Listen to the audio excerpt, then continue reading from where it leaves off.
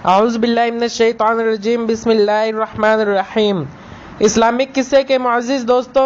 السلام علیکم۔ دوستوں، سعودی عرب میں حال ہی میں قیامت کی ایک اہم ترین نشانی پوری ہو گئی ہے۔ یہ اہم نشانی چیپٹر فتنوں، قیامت کا دور اور صحیح مسلم میں اس طرح درج ہے کہ حضرت عائشہ فرماتی ہیں کہ میں نے حضور پاک صلی اللہ علیہ وآلہ وسلم کو کہتے ہوئے سنا کہ رات اور دن کا عمل یعنی قیامت اس دن تک واقع نہیں ہوگی جب تک لوگوں کو پھر سے لات اور روزہ کی عبادت پر نہ لگا دیا جائے۔ آج سے 1400 سال پہلے جہاں پر مشرکین مکہ نے اسلام کو چھوڑ کر کئی سو بت بنا لیے تھے، ان میں سے یہ تین ان کے اہم ترین بت تھے جن کے نام تھے لات، منات اور العزیٰ۔ یاد رہے کہ مشرکین مکہ مشرک تھے، کافر نہیں تھے، وہ اللہ پاک کو مانتے تھے اور کعبے کا طواف بھی کرتے تھے، اور اس کے ساتھ ساتھ ان تین فیمیل دیویوں کا بت بنا کر اس کی عبادت بھی کیا کرتے تھے اور ان تینوں کو اللہ کی بیٹیاں بتایا کرتے تھے اور یہ کہتے تھے کہ یہی تین اللہ تک پہنچنے کا راستہ ہے۔ حالانکہ یہ تینوں کعبہ کی مشہور ترین جادوگرنیاں تھیں جن کے نام پر بت بنائے گئے اور ان بتوں کو کعبہ کے اندر بھی رکھا گیا، اور یہاں تک کہ طواف کعبہ کے وقت مشرکین مکہ ان تینوں کا نام بھی پکارا کرتے تھے، اور یہ ان کے سب سے بڑے بت ہبل اس کو اللہ کا بت کہہ کر بھی اس کی عبادت کیا کرتے تھے۔ ان چاروں کو ملا کر کعبہ کے اندر 360 بت رکھے ہوئے تھے اور ان ساروں کی عبادت وہ ایسے کرتے تھے بالکل جیسے آج کے وقت میں قبر پرست کرتے ہیں کہ ہم تو قبروں کے پاس جا کر اس لیے مانگتے ہیں کہ یہ جو بزرگ تھے یہ اللہ کے بہت قریب تھے، یہ اللہ کے نیک بندے ہیں، یہ اللہ تک ہماری دعائیں پہنچانے کا وسیلہ ہے۔ آج کے مسلمان کچھ تو انہیں دعا پہنچانے کا وسیلہ مانتے ہیں اور کچھ تو ان قبر کے اندر مرے ہوئے بزرگوں کو سجدہ کر کے انہیں خدا بنائے بیٹھے ہیں، جبکہ اللہ پاک خود قرآن پاک میں فرماتے ہیں کہ ڈائریکٹ مجھ سے مانگو، میرا کوئی بھی نمائندہ نہیں ہے، تم کو مجھ تک پہنچنے کے لیے کسی وسیلے کی کوئی ضرورت نہیں، اور اسی کا نام ہے توحید۔ ویسے تو مشرکین مکہ ان تینوں دیویوں کو الگ الگ طاقت کا مانتے تھے، جیسے کہ آج ہندوؤں کے پاس الگ الگ خدائی طاقت کا الگ الگ خدا ہے۔ بالکل اسی طرح لات دیوی کی عبادت بنو ثقیف کے لوگ کیا کرتے تھے جو کہ طائف کے اندر آباد تھے، اور اس دیوی کا مندر بھی وہیں پر موجود تھا۔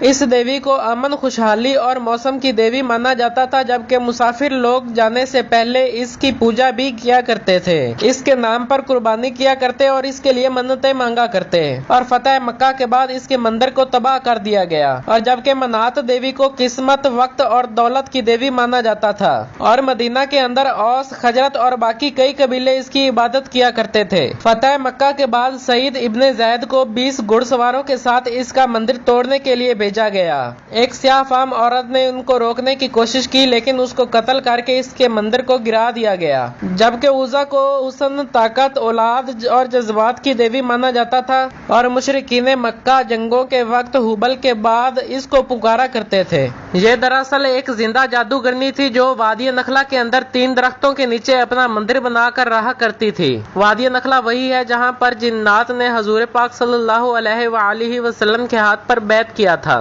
میدانی جنات عزا کے مجسمے کے اندر داخل ہو کر آوازیں نکال کر عرب کے لوگوں کو پریشان کیا کرتے تھے، اور عرب کے مشہور قبیلے اس کی عبادت کیا کرتے تھے۔ عزا کا ایک بت خانہ کعبہ کے اندر بھی موجود تھا جسے توڑنے کے بعد حضور پاک صلی اللہ علیہ وآلہ وسلم نے حضرت خالد بن ولید کو حکم دیا کہ 30 گھڑ سواروں کے ساتھ جا کر اس کا اصل مندر مسمار کر دو اور اس جادوگرنی کو بھی قتل کر دو۔ واپس آ کر جب رسول خدا صلی اللہ علیہ وآلہ وسلم کو یہ خبر سنائی گئی کہ آپ کے حکم کی تعمیل ہو چکی ہے تو آپ صلی اللہ علیہ وآلہ وسلم نے فرمایا، عرب کی سرزمین پر عزا کی عبادت نہیں ہوگی۔ شیخ عثمان ابن فاروق ایک پاکستانی امریکن مسلم اسکالر ہیں اور خاص طور پر پبلک پلیسز میں غیر مسلم اور کرسچن کے ساتھ لاجیکل قسم کے ڈیبیٹس کرنے کے لیے جانے جاتے ہیں۔ انہوں نے حال ہی میں ایک دعویٰ کیا ہے کہ جس پر یقین کرنا بہت مشکل ہے۔ وہ کہتے ہیں کہ اس وقت عرب کی سرزمین پر لات اور منات کی عبادت شروع ہو چکی ہے۔ وہ کہتے ہیں کہ میں نے خود کئی فوٹوز دیکھے ہیں جس کے اندر عرب کے لوگ اپنے گھر کے اندر لات اور منات کے سٹیچوز بنا کر ان کی عبادت کر رہے ہیں۔ اس وقت ان کی تعداد بہت کم ہے لیکن اب یہ سلسلہ شروع ہو چکا ہے، جیسا کہ حضور پاک صلی اللہ علیہ وآلہ وسلم نے قیامت کے لیے یہ پیشن گوئی کی تھی۔ اب یہ آپ سوچ سکتے ہیں کہ یہ صرف ایک پبلسٹی سٹنٹ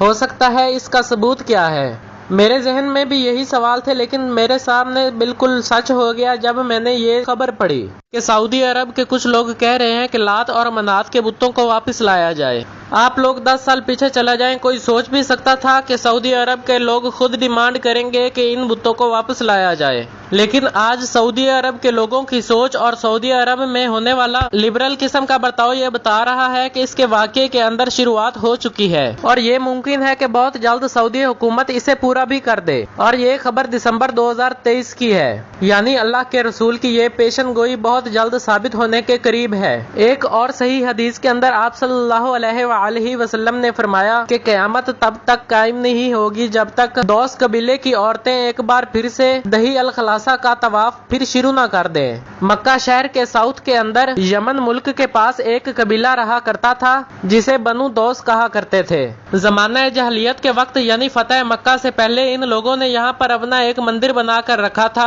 جسے وہ یمن کا کعبہ کہا کرتے تھے۔ فتح مکہ کے بعد رسول پاک صلی اللہ علیہ وآلہ وسلم نے صرف کعبہ کے اندر سے بتوں کا خاتمہ نہیں کیا، لیکن بلکہ صحابہ کو ہر اس جگہ پر بھیجا جو بت پرستی کا گڑھ تھا۔ دوستوں، آج کی اس ویڈیو کے لیے بس اتنا ہی، ملتے ہیں نیکسٹ ویڈیو میں، تب تک کے لیے اللہ حافظ۔